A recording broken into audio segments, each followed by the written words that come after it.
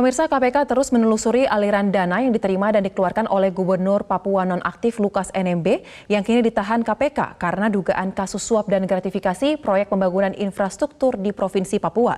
Selain dugaan uang haram mengalir ke meja judi, uang haram Lukas juga diduga diterima oleh kelompok kriminal bersenjata atau KKB Papua. Dan untuk membahas upaya penelusuran aliran dana Lukas NMB, sudah bergabung bersama kami ada pakar tindak pidana pencucian uang, Yenti Ganarsi. Selamat sore Ibu Yenti. Selamat sore Mbak Zoya. Baik Mbak, saya ingin membuka dialog kita ini tentang dari adanya pembelaan yang disampaikan oleh salah satu tokoh OPM, Benny Wenda, kepada Lukas NMB melalui media sosial Twitter, di mana ia mengatakan bahwa kondisi Lukas tengah dalam bahaya dan kasus yang menjeratnya dikatakan merupakan kasus fiktif. Apakah pernyataan Benny Wenda ini bisa menjadi salah satu langkah awal kuat untuk menduga adanya aliran dana dari Lukas NMB kepada OPM? Iya, kalau melihat ini kan sebetulnya kita kemarin itu mendapatkan data bahwa ada penangkapan pilot Indonesia di Filipina ya, yang itu ada kaitannya terafiliasi lah itu nanti dengan Lukas NMB selain ini. Jadi begini, dengan adanya bahwa ada pembelian senjata yang kemudian dikirimkan ke Papua dan kemudian ada kaitannya, sementara ini diduga ada kaitannya dengan Lukas NMB, tentu saja ini akan dikembangkan oleh KPK yang kemungkinan undang-undangnya bukan saja sekedar undang-undang tindak pidana korupsi dan tindak pidana pencucian uang, jangan-jangan nanti bisa juga kita kaitkan dengan undang-undang pendanaan terorisme. Nah, itu kita harus lihat. Jadi sekarang ini kita ada pengembangan ya dengan penemuan-penemuan itu kemungkinan dari korupsi. Ini kan karena kan ada dana-dana yang tidak sesuai ya, artinya yang disangkakan ini kan menerima 1 miliar, tetapi ada penundaan transaksi kalau nggak salah dari PPATK 1,5 triliun atas nama gubernur gitu ya. Nah, itu saya nggak tahu itu uang. Itu kalau uang Pemda atas nama gubernur itu juga harus hati-hati, 1,5 triliun. Dan kemudian ada juga transaksi-transaksi yang termasuk yang transaksi ke tempat perjudian dan lain-lain itu kan jauh lebih tinggi daripada sekedar 1 miliar.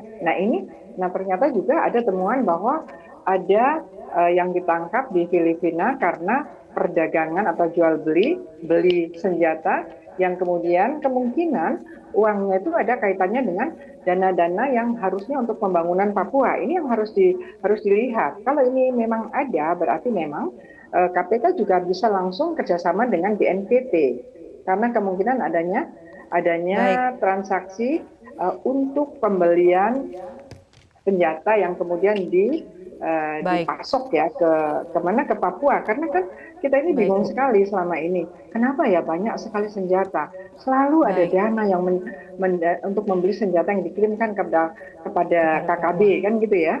Nah, KKB sendiri sejak 2022 sudah dinyatakan sebagai terorisme, tindak pidana terorisme. Bu Yenti. Jadi ini kita akan bahas lebih lanjut Bu terkait terorisme, iya. Ibu mengatakan bahwa ada kemungkinan besar nantinya Lukas NMB bisa dijerat dengan undang-undang pendanaan terorisme jika ini terbukti melalui langkah yang telah dilakukan, yaitu terkait dengan jual beli senjata di Filipina. Kalau menurut pengamatan analisa Ibu, apakah sebaiknya dari saat ini BNPT sudah dilibatkan untuk mencari tahu tentang hal ini, mengupas lebih jauh lagi mengenai pendanaan dari OPM atau seperti apa? Ya, kalau menurut saya itu seperti itu ya, karena kan bersamaan ini, hampir bersamaan ketika ditangkap, kemudian sore harinya sudah ada berita bahwa ada penangkapan juga di Filipina berkaitan dengan pembelian senjata yang dananya oleh seseorang yang ada kaitannya dengan Gubernur NMB, itu beritanya. Nah, ini harus didalami.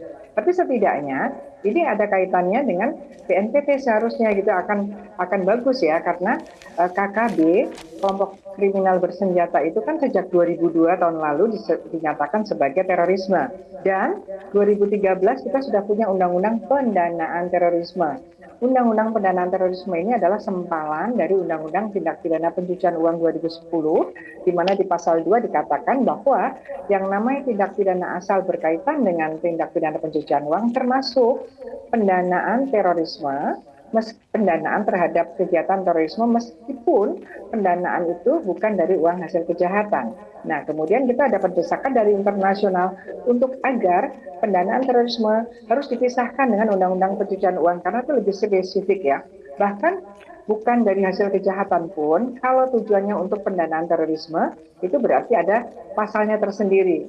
Untuk hal ini ada di pasal 13 Undang-Undang Nomor 2013 tahun 2013 tentang pendanaan terorisme. Dan itu bersamaan juga dengan apa ya, secara sistematis sudah diatur juga bahwa KKB kemudian dinaikkan bukan lagi menjadi kejahatan kriminal biasa, tetapi adalah termasuk sebagai terorisme. Jadi di sini sangat ada mata rantai yang ini ya, karena gini, kita kan tahu ya ada 1.000 triliun, ada sekian triliun untuk pembangunan Papua. Kan kita kepingin sekali pembangunan Papua. Kalau ternyata kemudian selain dikorupsi seandainya nanti terbukti, ternyata juga uang tersebut alirannya untuk membeli senjata dan senjata itu menyerang lagi ke Papua, kan itu sesuatu keadaan yang sangat ironis ya. Ini harus sangat serius, oleh karenanya saya kira tidak ada buruknya ya kalau KPK juga berhubungan atau berkoordinasi dengan BNPT juga untuk melihat siapa saja sih sebetulnya yang sekarang ini mungkin punya prediksi terlibat pendanaan terhadap persenjataan yang dikirimkan ke Papua berkaitan dengan KKB tersebut. Baik, kita harapkan memang KPK ini tidak bekerja sendirian tetapi melibatkan pihak-pihak terkait, tidak hanya PPATK tapi juga BNPT karena sudah ada indikasi terkait dengan hal ini. Ya, Mbak, ya. Tindak pidana pencucian uang, jadi dari hasil kejahatan korupsinya nanti yang misalnya untuk keperjudian, untuk membeli properti dan lain sebagainya itu adalah menggunakan TPPU barangkali pasal 3 pasal 5 dan yang untuk pendanaan terorisme menggunakan undang-undang pendanaan terorisme gitu. Jadi itu bisa nanti menjangkau orang-orang lain lagi masuk dari satu kejahatan yang terungkap yaitu korupsi, bisa menembus menelusuri beberapa orang yang terlibat dari beberapa kegiatan baik itu pencucian uangnya maupun untuk pendanaan terorismenya. Ya, baik. Baik, terima kasih Ibu Yenti Ganarsi untuk waktunya di Metro hari ini.